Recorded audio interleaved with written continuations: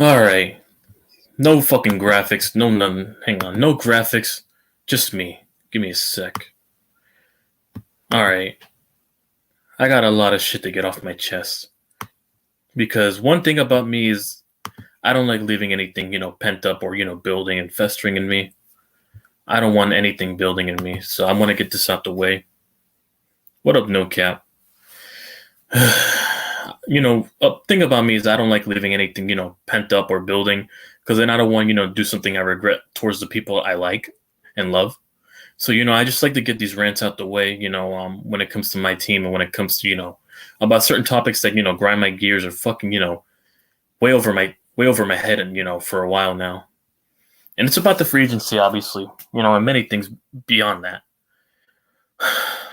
Man.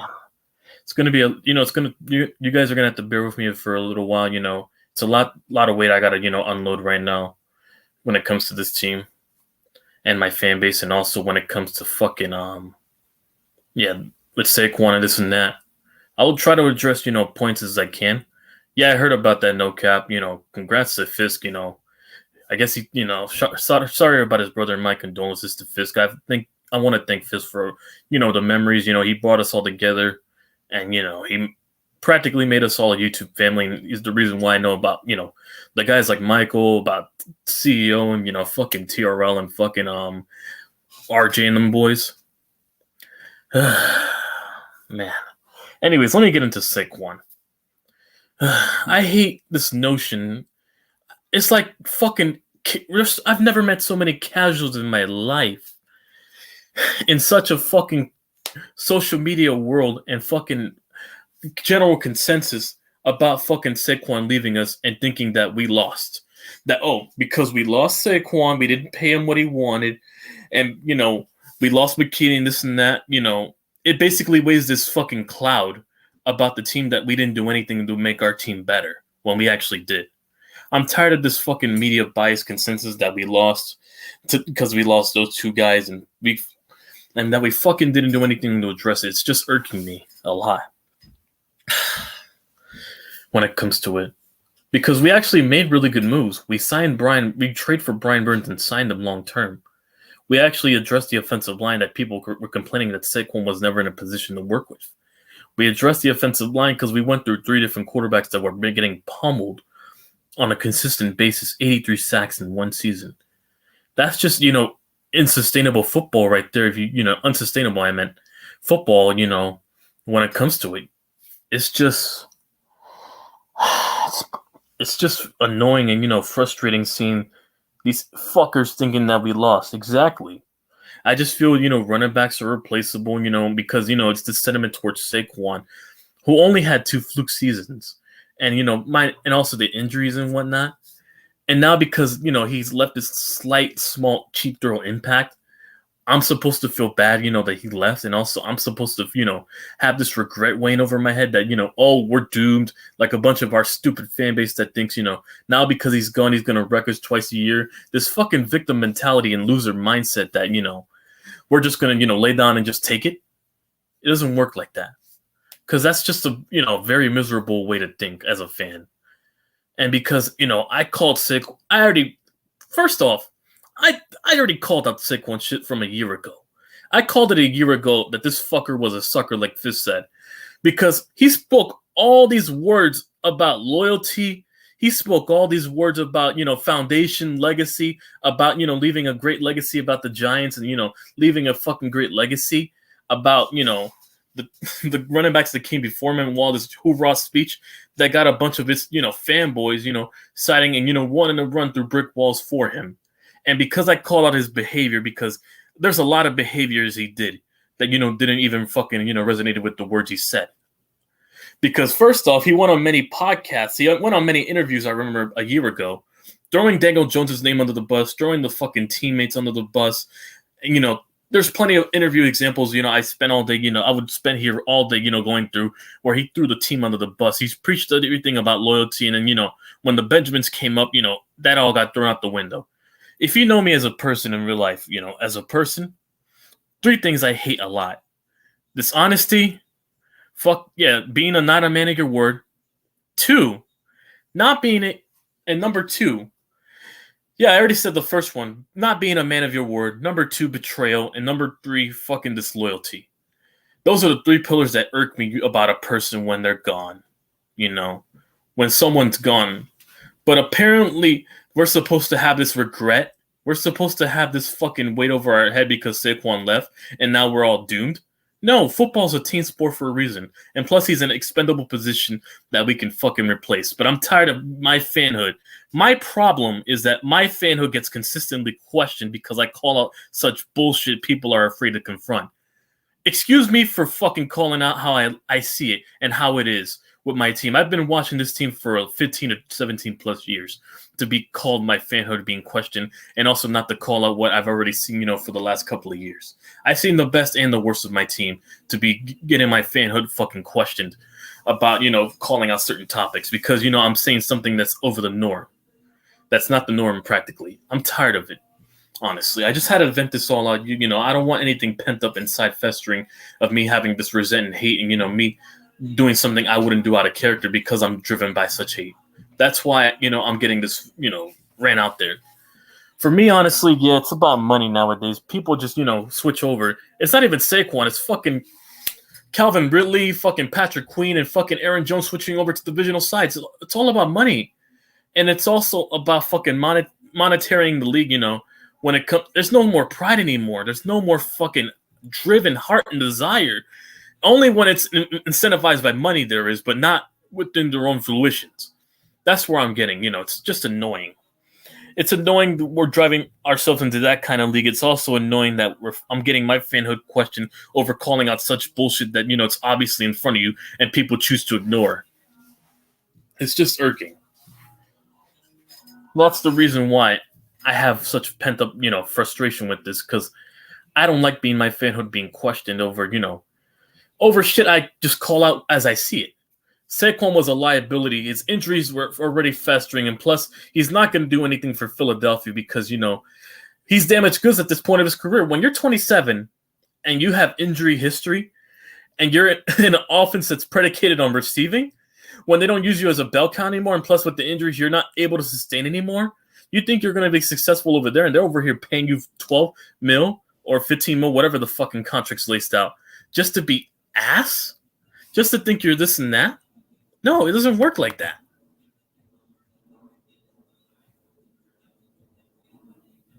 Yeah, even let me look at NoCap's comment. Let me go ahead and read you guys' comments before, Look at Armstead. Dude's always worth, and they ask him to take a pay cut. He gets butthurt. Yeah, players don't want to win. It's all about money, no loyalty. Exactly. There's no fucking no sense of loyalty, because the funny thing is that the loyalty is what gives you security to begin with for certain certain fans and certain teams. Because the most sought after thing in the NFL is that, is fucking loyalty, because the NFL is not for long for, very long. It's loyalties like this matter because, you get a consistent flow of money so you can, live very sustainable, it's worth sacrificing your pride and sacrificing your fucking ego just to live sustainably good and, actually, provide for your family, live a comfortable life in one city. It's nothing wrong with that. There's nothing wrong with settling for less and, living a very content life. Just, getting more money than probably the average person in this economy is getting nowadays. There's nothing wrong with that. Eagle fans swear they're going to get out what... Yeah, exactly. That's practically what they think it is. No cap. They think because they got Saquon Barkley, because they do got a good, talented skill position roster on the outside of Jalen Hurts. They got A.J. Brown, Devontae Smith, and fucking Dallas Goedert. Who wouldn't kill for that? And who also wouldn't kill for that line? I understand why they're all hyped and whatnot. But yeah, they think that Saquon, of all people, is going to give them the last 10%. That last little 10% to push them over the line that they lacked in the Super Bowl when they played the Chiefs. They think he's going to be that difference maker that's going to push them over the line. It doesn't work like that. Running backs in today's league aren't as valued as they were 10 or 20 years ago when it comes to these running backs. My only problem is that, I could have just moved on and held my head high, about this shit. But my fanhood kept consistently being questioned and fucking like, I don't know ball and this and that. Like, it just comes to, idiots, thinking that, because they're being told and being spoon-fed all these narratives that they can just go out, call people that they don't know ball, that they don't no this and that because it contradicts their own fucking beliefs about what they were spoon-fed to begin with. That's the one thing I really hate.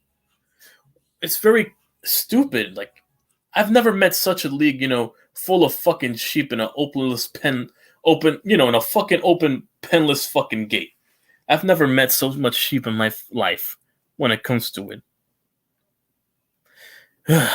I've just never met it, For me, honestly, yeah.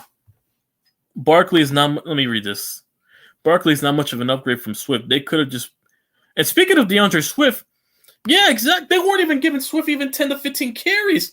Go look at outside the Bucks game, right? When they were leading. Whenever the fucking Eagles had a lead, they fucking decided to throw the ball when they shouldn't have. They didn't want to play smart. They wanted to fucking be all flashy and try to blow out teams by the half instead of just, being humble about it and trying to put the game and actually win. Instead, fucking Jalen Hurts was over here turning the ball over and fucking when they had DeAndre Swift, who's just as capable of getting similar production to Saquon under the right offensive line. You could say that practically about every running back in the league if you give them a good line around. They can get probably similar production. The thing with Saquon is that practically, if you take away his home runs, his little fucking 70-yard plus home runs, he's not that much of an efficient runner consistently when it comes to wearing teams out when you need to win efficiently. It's not that. Saquon's not going to do that, what DeAndre Swift is doing. He's probably going to be a much better fit in the fucking Bears compared to the fucking Eagles because they plan on using Swift as a run back committee with fucking Roschon Johnson over there in Chicago anyways. So, if they still got Dante Foreman over there, it's no different. Let me read the comments. Hang on. Jalen Hurts played with the best game he will ever play, and it wasn't enough to win a ring. They don't get Barkley. Won't matter who it is. What Hurts will show up that bum last year or 2022 Hurts. Exactly. It's the quarterback. I mean, I got to agree with RJ at this fucking point. It's a quarterback league to an extent. You need to have that certain quarterback that has the intangibles, who has that drive, like consistency, in and out through his play and through his actions to win big games. You need that fucking clutch gene and intangibles, and because not a lot of quarterbacks have it. Some have it in the regular season, but some don't in big games. That's just the reality in the NFL. That's why not everyone in the league is a superstar. There's only a select few of superstars in the league, and the majority of them are in the AFC right now. Their coaching and staff is terrible. All that telling me is nothing if not utilized right. They lost 6 out of the last 7 games. Yeah, exactly. They have a big void to fill because Kelsey retired. The only significant guards they have left is what? Jordan Mailata, fucking Lane Johnson, and fucking Landon Dickerson? Half of these guys, like Cam Jurgens or fucking Driscoll, whatever his first name is, they're, unknowns on a full-time basis compared to those guys, guys they previously had. So it's going to be hard to replace a guy like Jason Kelsey, especially when you're going up against, the NFC East, where our pass rush got better with Brian Burns, Dexter Lawrence, and Kayvon. The Commanders actually did a couple of good moves with their edge rusher position and their linebacking core. And also the Cowboys have Micah Parsons and whoever they're going to probably have anchoring him on the other side. So it's not easy, playing against those lines in the NFL and the NFC East for the Eagles. That's just what irks me. And also what irks me about Eagle fans is that they think they have this mindset where, they're going to get everyone and that, it's going to work out. Has the Eagle fans even know what happens when they poach from our players? They poached Ruben Randall back then. They also poached fucking Steve Smith. They also poached fucking Bradbury. They also poached fucking not even us. They poached from the Cowboys with fucking DeMarco Murray, and that turned out bad. That's what practically the Saquon signing is going to be. Another DeMarco Murray level fucking signing. That's practically what it's going to be. Another DeMarco Murray, where he looks efficient on the Cowboys, but he sucked ass in the Eagles for 1 year and they cut him afterwards. I wouldn't be shocked that they did that shit with Saquon, especially if he gets hurt, given his injury history. I guarantee you he won't even play he'll be lucky to even play 10 or 12 games at that point of his career with all the injuries piling up on him. That's how fucking undurable he is. I've never seen someone built like a fucking bodybuilder. His thigh's fucking big. Fucking swole as shit over here posing for ESPN's fucking naked and shit, all trying to show off his physique and shit. And be so fucking brittle. Like, what is it? None of these running backs are brittle nowadays, and you wonder why they don't get fucking paid.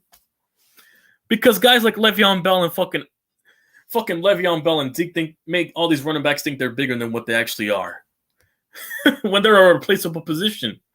Either you adapt your position and become more of a pass catcher, or fucking perish. That's just the NFL survival of the fittest, and that's where it's going to nowadays in this passing league.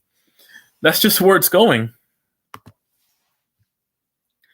Eagles aren't even better than the Dallas Cowboys, San Francisco, and Detroit, and their fans are delusional on facts. Every time they take our players, yeah, exactly. Bradbury, he looked completely ass when he went over there. And with us, he was an all-pro. He was locking up corners, wide receivers. He was locking up, getting a lot of picks. Like he was looking like an all-pro on the rest when we schemed him. I can't believe the Cardinals traded for Sam Howell and the Cardinals traded for Desmond Ridder. I don't understand this Desmond Ridder thing, but Sam Howell, well, that's another quarterback the Commanders fucking ruined. And it only took 2 seasons for him to be on out of there. That's crazy. That's the reality of it. And that's crazy in its own right. But back to the point with the Eagles. My thing with the Eagles is that fucking they try to do all these flashy moves and think they're on par with New York when you're always going to be the little brothers to us, no matter what you do. First off, the Rangers are better than the Flyers. The fucking Yankees are way above the Phillies. And even the Mets, our little brothers, are even probably more relevant and probably get more airtime than them. Hell, even the fucking Jets got the same amount of rings as them. They beat them last year with Zach Wilson at quarterback. And fucking, all Jalen Hurts is practically is another fucking Tyrod Taylor. Go another Tyrod Taylor with fucking Avengers and fucking wide receiver and now running back, apparently. That's all Jalen Hurts is practically at this point of his career. He's another fucking Tyrod Taylor. Go look at his first 28 starts. They're identical numbers. And the reason why I'm sounding all crazy in one is because it's blatantly obvious, and I'm just laughing at it that people just, overlook it. That's just the crazier part about this whole thing. It's something so obvious, but yet fucking people don't want to grasp. That just makes me feel this way. That's just how it is. Honestly. They literally got 1 Super Bowl and they're so arrogant. I seen the Giants win 2. Exactly. And now, and look, when we won our Super Bowl, we didn't fucking destroy the whole city. We didn't fucking go on Wall Street or go up the fucking, or fucking desecrated the fucking Empire State Building or fucking go over to the fucking Statue of Liberty and desecrate that shit too. You didn't see us flip over cars. You didn't see us climbing over poles and fucking breaking them and flipping over cars and eating horse crap or even raiding the fucking nearby stores afterwards. No, we were all civilized. And that's a fact. Pittsburgh does own Pennsylvania. It's not even Philadelphia. First off, the Sixers' first 2 titles weren't even in the fucking city of Philadelphia. They were in fucking Spokane. They were in fucking where was it? New York State, whatever they fucking played. I know they didn't play fucking over in Syracuse, I think. Syracuse? I think it's for the 76ers. They won in fucking Syracuse or some shit like that. Their first 2 titles weren't even in fucking in Philadelphia. So technically, hypothetically speaking, they have 1 title compared to my Knicks at 3 or 2. However you want to phrase it. Overall, the city of Philadelphia thinks they're on this level of New York. That's what, irks me and why I laugh at it. Last year, the Eagles got swift and drafted all these Georgia players, and we heard this shit last year. And what happened when you think they would be humble? Exactly. They don't know when to quit. They don't know when to quit and admit they're wrong. I'm a Mets fan. I would never talk shit to a Yankees. They literally run New York, LOL. Exactly. We run and also they're better than anything the Phillies have produced, and even the fucking Pirates at that point in the whole state of Pennsylvania, if you want to go there. And also the Rangers have obviously more rings, and plus we own the fucking Flyers this year when it mattered. And also we own the Devils too, just in case. We also own the tri-state area of fucking New York and New Jersey at this point. We own the entire tri-state area when it comes to those teams. I know I went off topic with those teams, but I just wanted to point out, with the Eagles and whatnot, how they're, idiots over there thinking that they do all these moves and, they're going to be all this and that. All it took was 1 ring and a couple of fucking championship appearance rounds. Silver place, second city place fucking titles. And now they're all of a sudden going to be in market just because, their expectation beforehand was very low that they don't know how to fucking act when they actually get something, something as close to the NFC Championship game. Or something like the fucking ALDS. Not the ALD, the NLD finals, because they're in the fucking National League when it comes to the Phillies. Or even the fucking Stanley Cup, Final Four Eastern Conference or Western Conference, however you pronounce it, over in the fucking conference finals over there in the Final Four for the Stanley Cups. They don't know how to act. And that's the funny thing about this. They just get these glimmer little hopes of hope. And now because, my fan base actually believes into their crap. That's just what irks me about it, because they believe into their crap so much, they question my fanhood because I went after their norm that they didn't want to question because they felt it couldn't be questioned or fucking, it couldn't be fucking called out on. That's just what irks me the most. It's just very laughable at that point, honestly. That was a good vent, though. I'm not going to lie. Anyways, I see TRL's live. I had to go on this small little mini rant. That's just all it is. And plus, I'm going to leave you with 3 thoughts. First off, you're not doing shit. The Giants are building more smarter than the fucking Eagles, by the way. Our O-line's better. Our fucking defensive... No, not our O-line. Their O-line's obviously better, but we're building our line in the right fucking way. But the defensive line's way better than the fucking Eagles. I'll tell you that right now. Our defensive line's way better. Anyways, let me see what he's... I seen this dude, Lord Brunson, video yesterday. He's talking crazy to the Giants fans. Like, so what? You beat us, you won't win in Super Bowls. Even the Commanders got 3. Exactly. Don't forget the majority of their teams lost in the finals. Exactly. They're second-place Silver City franchises that don't do anything. And because they get there, they think they can go back. Not every year's the same fucking year. And they think the world revolves around them. That's just the funny thing about Philadelphia over there. That's the funny thing. They think this shit revolves around them. And when it doesn't, and probably doesn't, and it's never revolved around my team, of course, for the last 10 years, of course, but they're over it. I've already accepted it doesn't revolve around my team. But over there, they don't accept shit at all. That's the funny thing over there. They don't accept that when shit's, lost, when, to give up. They don't. And they'll never admit it because they're too fucking prideful to do that shit. Because they have this testosterone, sausage, macho bullshit over there that they got to uphold in reputation that they so-called pride themselves in, and being hostile towards other fan bases that don't rep their colors, that they got to go ahead and be ignorant about it, even if it makes them look more like idiots. Think of Michael, practically Michael. If Michael wasn't a Bears fan, Michael would be the perfect Eagles fan over there. Very deflecting, very denial, very fucking delusional. If Michael wasn't a Bears fan, he would be the perfect Eagles fan over there with the way he's been portraying himself, basically. I wanted to use Michael as an example because that's practically what Michael's behavior has been, when it comes. That's practically the mindset of most Eagle fans I've met in my life, obviously from the network guys I work with. That's practically what it is. They're practically a bunch of Michaels cloned, but with fucking beer addictions and fucking beer bellies and more fatter than them and fucking more brain dead with fucking pride and too prideful to admit when their team is not all this and that they project themselves to be. Eagle fans are so clueless. That's why I don't like them. Yeah, exactly. With the Cowboys, they're in a loop. At least I've met Cowboy fans like Valix. I've met a bunch of Cowboy fans admit that they finally accepted that, every year isn't their year. They finally started coming around in recent memory with Cowboy fans. That's why I don't hate the Cowboys more than the Eagles. I mean, I do hate the Cowboys because fuck the Cowboys. And obviously, they've owned us for a while and all. It's always the fuck the Cowboys and whatnot. Don't get it twisted, but still. When it comes to Eagle fans, I hate them more because they're more delusional, and plus, they're so stuck in their world. That's just why I hate them more. And also, this fucking behavior, they try to be like us, but worse. They're a poor man's imitation of New York, and that's what I hate about it. And plus, they drive this East Coast narrative that we're all like this, that New York's just like Philadelphia, when it's not. Probably in ways we are, but not stooping very low to where Eagle fans destroy everything in sight if they don't get their way either way, or even if they do get their way, they still destroy it. We're not the same way. I hate this shit. That's all it is.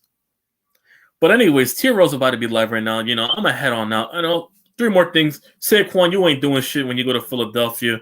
Fucking we're gonna still find a way to beat you. We beat you with Tyrod. We can beat you with anyone. Fucking Saquon's about to get fucking pummeled over there once he meets our defensive line. Y'all ain't shit, Philadelphia. Y'all have always been. And also to the fans who question my fanhood, kiss my ass and fucking go choke on a bunch of bag of dicks and fucking drink Clorox or whatnot. And wipe that fucking tongue out, that fucking taste out your mouth that you thought you could fucking speak to me. Fuck y'all. And anyways, to the supportive people on here, that support my content, shout out to you guys, obviously, for popping on. It was a 30-minute, 25-minute rant, and I needed this rant to get out of my system. I feel much better now, knowing that they ain't shit, and we're going to still clap their asses every year, find a way to do so, and also find a way for them to see them choke in typical Philly fashion. Anyways, I'll see you guys on out, YTC out, and also fuck Philly always, because always, fuck you, Philly, fuck you!